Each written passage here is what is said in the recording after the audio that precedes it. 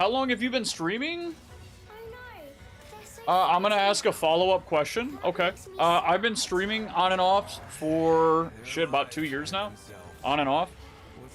It's still a hobby, but I mean, I started when I was in Korea because I had too much time and I was kind of bored, and everyone around me spoke Korean, and the people who spoke English, I didn't like talking to them. They were really annoying. Not all of them, but I would say like 9.5 out of 10 times. I would say like 1 out of 20 people were not annoying when I was there. And it's not because they're Korean. It was like the foreigners. A lot of expats in Korea, or just generally abroad, kind of get this like weird mentality about them where they act fucking entitled because they're traveling, or they act like they're smarter than people that they're not smarter than just because they travel or they got outside. Like, just because you go to a new country and you see a different type of grass doesn't mean you know shit more. It doesn't mean nothing. But a lot of people, man, especially Americans, I don't know what it is. Fucking annoying, really, so annoying. Yeah, so I started streaming because I had some friends I talked to online, but they didn't really play much video games. They didn't play many. They also didn't play the games that I like to play, you know? And there were some games that I wanted to play that I just wouldn't if I hadn't been streaming. So I decided to start up streaming, and I played. And then last year, I took 6 months off. Life just got busy. And then I came back to it like this April. They compensating? I don't really know what it is, but it's pain. It's a pain.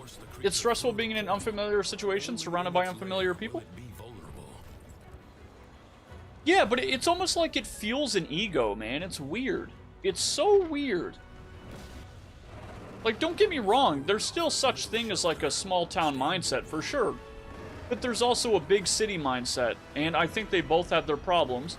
But in most instances, I prefer people who grew up in small towns than the people who grew up in like larger cities.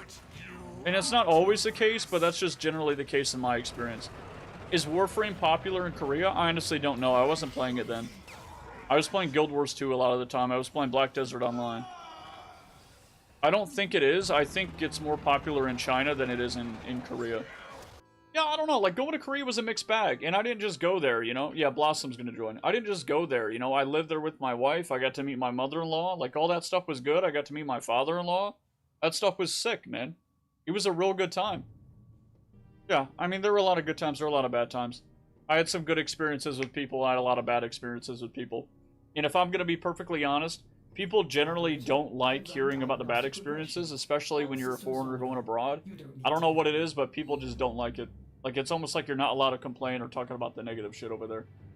It's just a really annoying stigma. Like, it was definitely a cool experience, and I wouldn't trade it for anything. But some of that shit was a pain, man.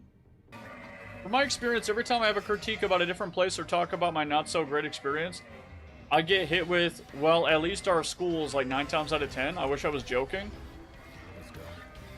Yeah. I mean, you get a lot of random shit. Like,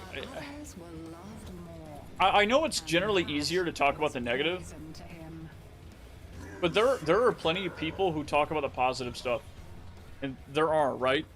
And I'll talk about the positive stuff, but I honestly just don't feel like there's a lot of depth in that a lot of the time.